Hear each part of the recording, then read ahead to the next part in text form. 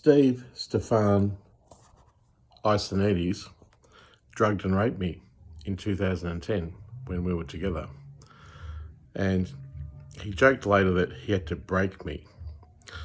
He's still trying to break me to this day because he owes me a fair equal settlement for the engagement that we had together for 5 years. And he's got the whole of the government on board to abuse and discriminate against me. It's unfair, it's unjust, and it's a conspiracy to pervert the course of justice. Steve worked for ASIO, the Secret Service, and I have discovered years of financial abuse from him, and every day I live in poverty is another day that family violence wins. That's never okay. Now, as it stands, I've failed with every statutory government authority there is. I'm banned at the Australian Financial Complaints Authority.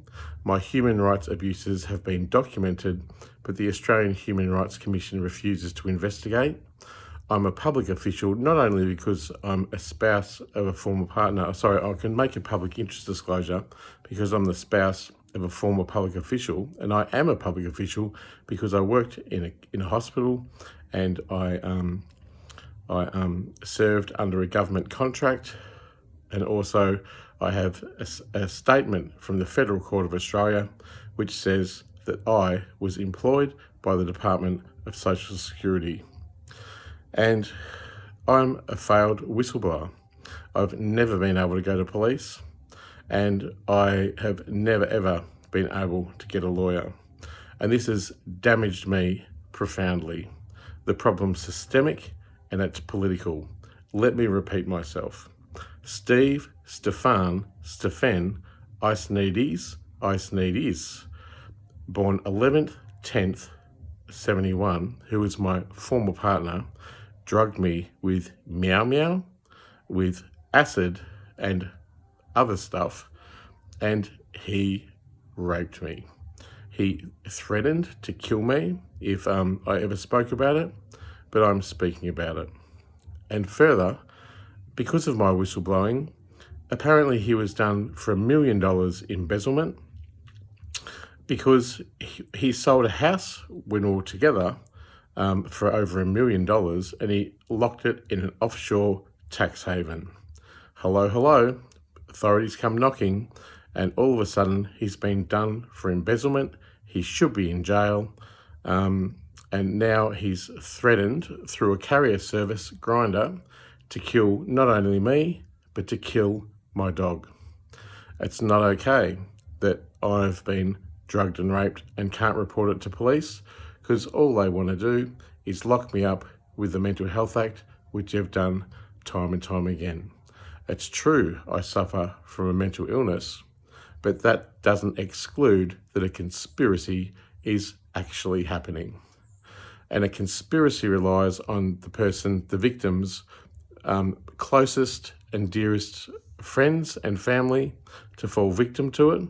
And absolutely, that's been the case, because not a single person in this world will stick up for me. I could literally die from this kind of systemic and political abuse and victimisation, which has been documented, but the Australian Human Rights Commission refuses to investigate it. I'm a doctor of philosophy in this country, and I've got a clean criminal record. Any sniff of something that I thought I've done wrong, I've already said it and admitted it, whether right or wrong, in a very public forum. And I'm respected for my 30-year advocacy across Australian media, radio, TV, and spoken hundreds of times on local, state, federal, and even international levels. I've had enough of this bullshit. I've got a clean criminal record, and I'm not the bad guy in this country. If I killed myself today, it would be blamed on mental illness, but that's not the case.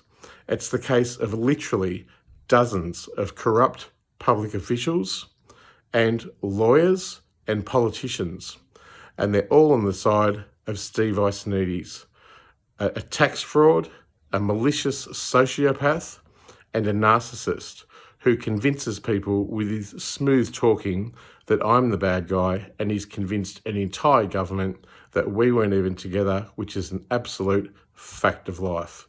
This is bullshit. I've suffered enough.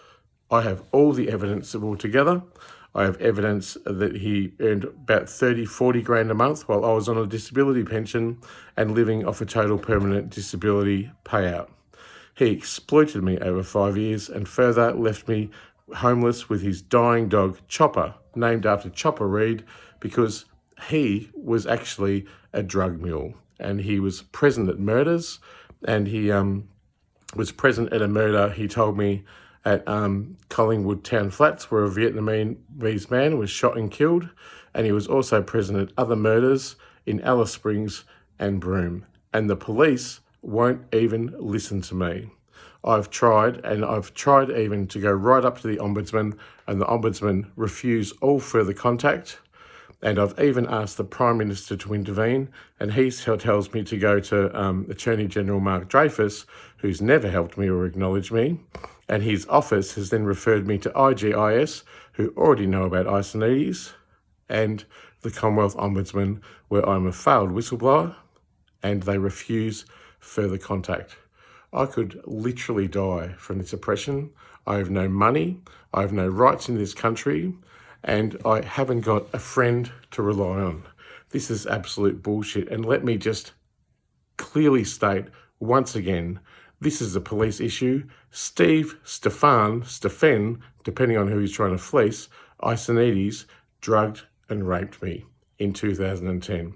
That is a fact. And what is also a fact is this profound level of injustice which has victimised me as a scapegoat and has fucked me over in all ways. And in actual fact, I've already attempted suicide from this abuse to escape this very reality of this oppression.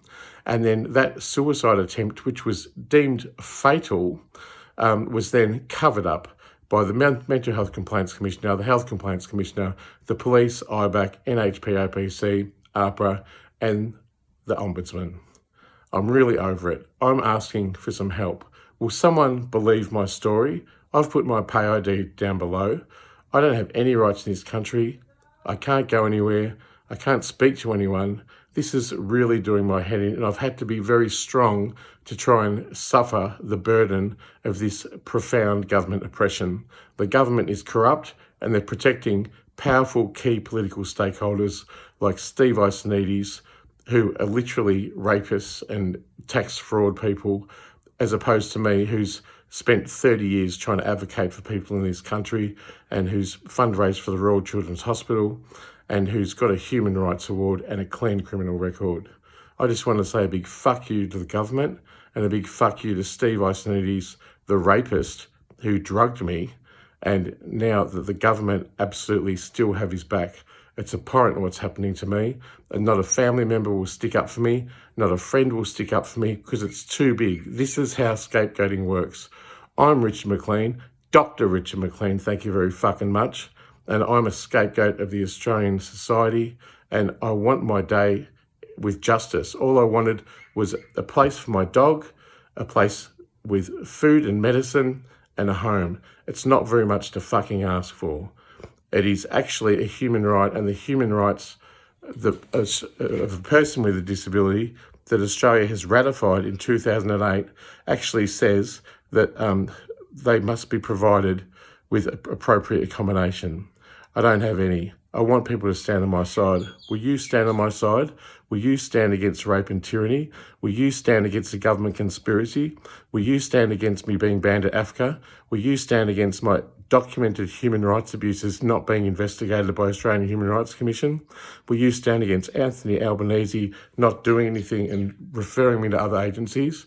Will you stand to me being robbed of HCF, robbed of work cover, robbed of my insurances, robbed of my job, robbed of my website? I worked 20 years on that website and it got maliciously destroyed by Micron 21, a government-linked agency. I've had enough. I've literally had enough. If this kills me, let me be very, very clear. It's not mental illness that's killed me. It's a systemic and politicised character assassination of me and scapegoating of me. and it's brutal, and it's profound, and it's happening right now, and I'm at entire risk. I've literally already killed myself from this oppression, and there is now a cover-up about that. This is absolute bullshit. Steve Iasonidis is a fucking rapist, and he's a sociopath, and he's a narcissist, and now he's sent out his flying monkeys to attack me, and the conspiracies infiltrated all of my inner circle, and no one will stick up for me. I want you to stick up for me. Stick up for me, please. I deserve better.